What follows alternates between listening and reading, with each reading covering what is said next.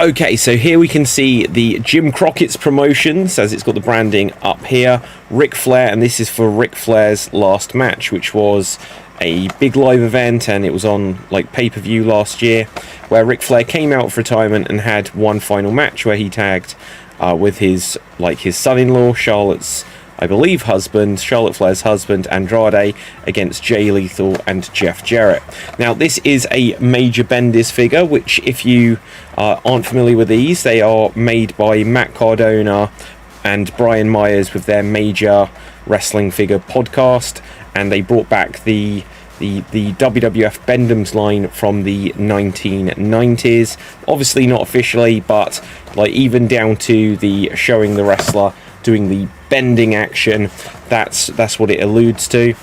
And there we can see the Ric Flair Major Bendies. Now, I got this from eBay, and one thing that was a bit annoying about it is that the Major Bendies are supposed to have like a trading card with it, and I believe that's true of this, but this one did not. So I think the person took the opportunity to sell the figure and the trading card separately and kind of conned me out of it. But because I got this, kept it to the side a little while, it took me a little while before I decided that, I should probably investigate this, and it just absolutely wasn't there.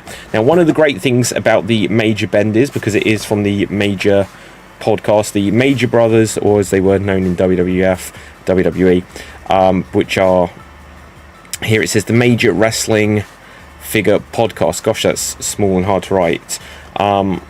They obviously care a lot about wrestling figures and collecting toys and stuff, and so they understand that you want to be able to open these things and let the figures breathe, as they so frequently say.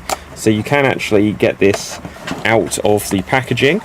So there we can take out the card, and like on the old WWF Bendham toys, you'd cut this out, but they were supposed to give a card with this, which obviously someone swiped the person on eBay. They probably know who they are, because I think there's only so many that sell them in the UK. But here we see the Ric Flair Major Bendie. So look at this. This is really not bendy though. Now, interestingly, it feels a bit hollow in between the legs. So this is kind of hollow. It's not solid all the way through. Like the arms are rigid, you can't really do much with that.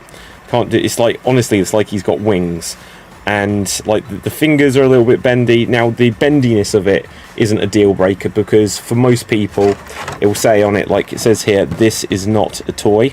So for most people this will just be a collector's item that they'll display, whether they display it on the shelf out of the packaging, or whether they display it in the packaging, wherever they get multiple, so they can do both. Now, on the back, it does have Ric Flair's signature here. You can barely see it. You might be able to just see that there is some like a raised area, but that is, I believe, Ric Flair's signature. It definitely says Ric Flair, yeah, absolutely. And it's got like what he wore during his final match intro, which this came out before the final match, so they had to decide and spoil, give the spoilers of what he would be wearing.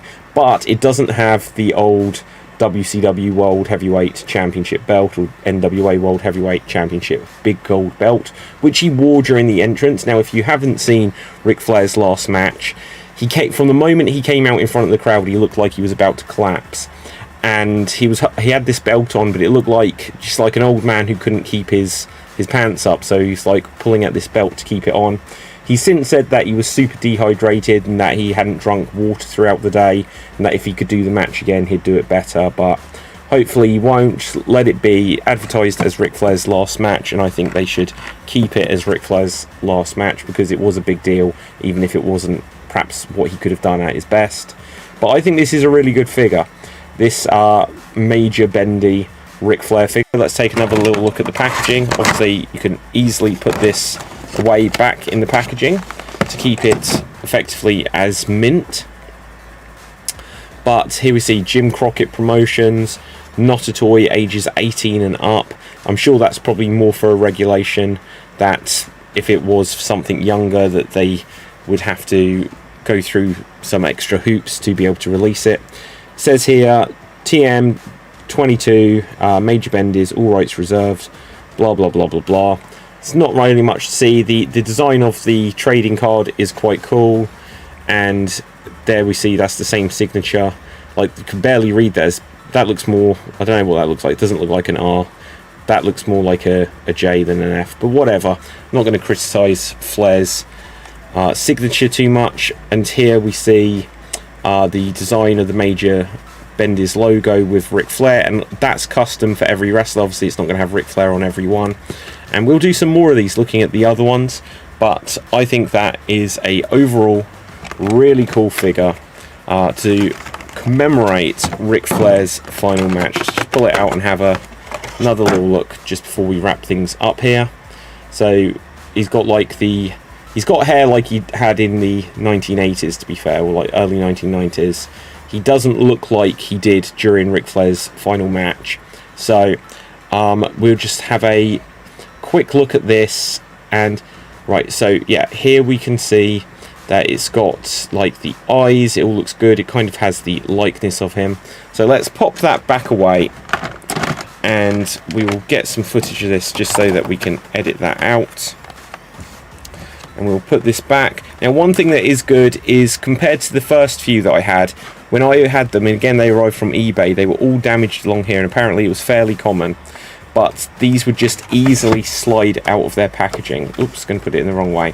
These would easily slide out of their packaging, but I don't know if it's that they've changed it on this release, but because it's got this extra little bit up here, it means that it won't just fall out of the packaging if you don't want it to, because it's got this extra little piece of plastic there, just because as I pick up some of the others, they would start to slide out. So there you have it. Major Bendie's Jim Crockett's Promotions Ric Flair's last match collectible figure. Now, you can get these where they're just like this, it's just a figure, or you can get them where they were signed by Ric Flair and they sold for an absolute fortune. But I'm quite pleased to have this in the collection, just because it's a indie event, Ric Flair's last match, and these aren't going to be super common, even if quite a lot were produced and all snapped up by collectors in years to come, unless they keep issuing these, which even then won't hopefully just look exactly the same as this. They'll have some changes. It will be something that's quite a rare collector's piece.